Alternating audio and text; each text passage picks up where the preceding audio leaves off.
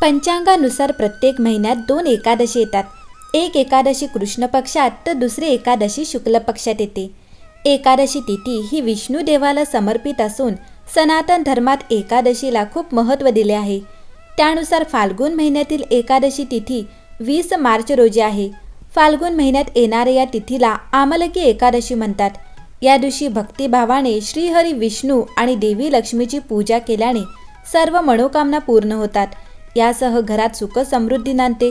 चला तर मग जाणून घेऊया आमलकी एकादशी तिथी, मुहूर्त आणि महत्त्व. पंचांगानुसार आमलकी एकादशी 19 मार्च रोजी मध्यरात्री 12:21 सुरू होईल.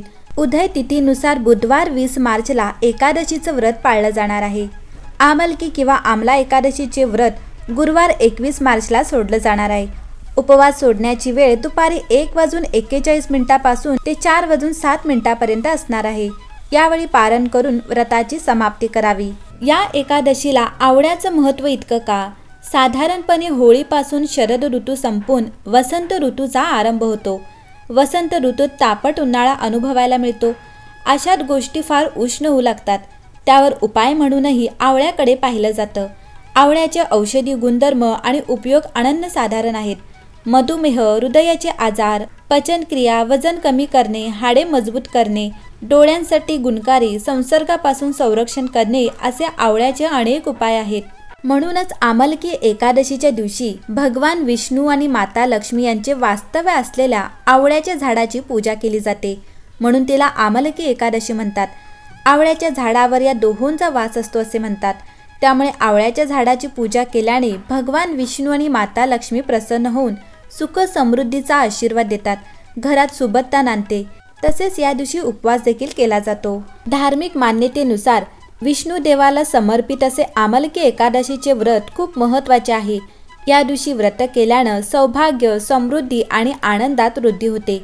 मान्यतेनुसार या व्रताच्या प्रभावाने सर्व पापापासून मुक्ती मिळते. या दिवशी विष्णूला आवळा फळ अर्पण केले पाहिजे. असे केल्याने सदृढ आरोग्य, संपत्ती आणि समृद्धी प्राप्त होते. ज्या लोकांच्या जीवनात अनेक अडचणी आहेत त्यांनी या दिवशी नक्की व्रत करावे. तसे व्रताचे नियम पाळून व्रताचे वेळेवर पारण करावे. शास्त्रानुसार आमलकी एकादशीला विशेष मानले गेले आहे. या दिवशी व्रत केल्यास पापांचा नाश होतो आणि मनोकामना पूर्ण होतात असं म्हणतात. या एकादशीला भगवान विष्णू, माता लक्ष्मी तसंच आवळा वृक्षाची पूजा करण्याची परंपरा आजही पाळली जाते. आमलकी एकादशीला सकाळी लवकर उठून आंघोळीनंतर स्वच्छ कपडे परिधान करा. त्यानंतर मंदिर स्वच्छ करून भगवान विष्णूचे ध्यान करावे. त्यानंतर उपवासाचं व्रत घ्या. यानंतर विधीनुसार भगवान विष्णूची पूजा करा. विष्णू सहस्रनाम पाठ करावा. आवळ्याच्या झाडाची पूजा करून त्यावर रोळी, चंदन, फुलं आणि अक्षत अर्पण करा. पूजेदरम्यान भगवान विष्णूला आवळा अर्पण करून भगवान विष्णूसह सर्व देवी देवतांची आरती करावी. असं म्हणतात की ब्रह्मदेवाने जेव्हा सृष्टीची उत्पत्ती केली तेव्हाच त्यांनी आवळ्याच्या झाडाचीही उत्पत्ती केली. आवळा आयुर्वेदात अत्यंत पूजनीय स्थान प्राप्त करतो. आवळ्याचे अनेक फायदेही आपल्याला माहीत आहेत. आमलकी एकादशी काही दिवसांवर आली असल्याने आपण या एकादशीबाबत माहिती घेणार आहोत. वर सांगितल्याप्रमाणे ब्रह्मदेवाने सृष्टीसोबतच आवळ्याचं झाड पृथ्वीवर आणलं होतं. सर्व नद्यांमध्ये पवित्र नदी म्हणून आपण गंगेला पाहतो. देवांमध्ये भगवान विष्णूंना पाहतो. तसंच आवळ्याला शास्त्रामध्ये परमोच्च स्थान प्राप्त झालं आहे. हे झाड अनेक आयुर्वेदिक फायदे घेऊन येण्याबरोबरच भगवान श्री विष्णूंनाही हे झाड अत्यंत प्रिय आहे. असं म्हणतात की श्री विष्णूंना ही एकादशी जो करेल त्याला गोदानाचे पुण्य लाभेल असं सांगितलं जातं. त्यामुळेच फाल्गुन शुक्ल पक्षातल्या एकादशीला आमलकी एकादशी असं संबोधलं जातं. आमलकी एकादशीच्या दिवशी भगवान विष्णूंना आवळा अर्पण केलं जातं. भगवान विष्णूच्या कृपेने विवाहगण जुळून येतात. लग्नाला अनेक वर्ष उलटूनही जर तुम्हाला अपत्य प्राप्ती झाली नसेल तर तुम्ही आमलकी एकादशीच्या दिवशी उपवास करावा. भगवान विष्णू आणि माता लक्ष्मीची पूजा करा. गोड आवळा अर्पण करा. त्यानंतर 5 किंवा 11 मुलांना आवळा खायला द्यावा. जर तुम्ही तुमच्या जीवनातील कठीण टप्प्यातून जात असाल तर आमलकी एकादशीचे व्रत तुम्ही विधीनुसार पाळावे. विष्णू पूजेनंतर आवळ्याच्या झाडाला पाणी घाला. भगवान नारायणाचा आशीर्वाद तुमच्यावर असेल आणि हळूहळू तुमचे कार्य पूर्ण होऊ लागेल. वैवाहिक जीवनात आनंदासाठी पती पत्नीने एकत्र आमलकी एकादशीचे व्रत करावे. तसेच महिलांनी आवळ्याच्या झाडाखाली बसून भगवान विष्णू आणि माता लक्ष्मीची पूजा करणे लाभदायक ठरते। त्यानंतर आवळा हे फळ अर्पण करा, तुमच्या जीवनात आनंद येईल।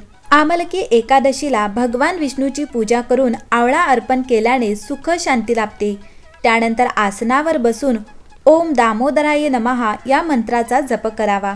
या व्रताच्या पुण्यकारक परिणामामुळे तुम्हाला लवकरच चांगली नोकरी मिळू शकते। आमलकी एकादशीच्या दिवशी भगवान विष्णूंना 21 ताज्या पिवळ्या फुलांचा हार अर्पण करा। पूजेनंतर त्यांना दुधाचा किंवा साखरेचा नैवेद्य दाखवावा। आमलकी एकादशीच्या दिवशी सकाळी विधीपूर्वक लक्ष्मीची पूजा करून देवीला एक नारळ अर्पण करावा। पूजेनंतर हा नारळ किमान आठवडाभर पिवळ्या कपड्यात बांधून तिजोरी जवळ ठेवा। काही काळाने आर्थिक स्थिती चांगली होऊ लागेल। आमलकी एकादशीला आवळ्याच्या झाडाची पूजा करून आवळ्याचे सेवन करा। आवळ्याच्या झाडाच्या छायेत रोज प्रदक्षिणा घातल्यास आरोग्य सुधारते। विवाहित महिलांसाठी आमलकी एकादशी खूप खास आहे। जर काही कारणाने पती पत्नीमध्ये वाद झाला असेल किंवा पतीला कोणत्याही कामात यश मिळत नसेल तर पत्नीने या दिवशी आवळा किंवा करवंदाच्या झाडाची पूजा करून झाडावर कापसाची 7 वस्त्रे घालावीत आणि तुपाचा दिवा लावावा। मंडळी, जर तुम्हाला काही कारणास्तव आमलकी एकादशीचे व्रत करता येत नसेल तर या दिवशी विष्णूला आवळा प्रसाद अर्पण करावा। द्वादशी तिथीला तो आवळा खावा। आमलकी एकादशीला जवळपास आवळ्याचे झाड असेल तर किमान 28 परिक्रमा करा, यातून तुम्हाला पुण्यही मिळेल।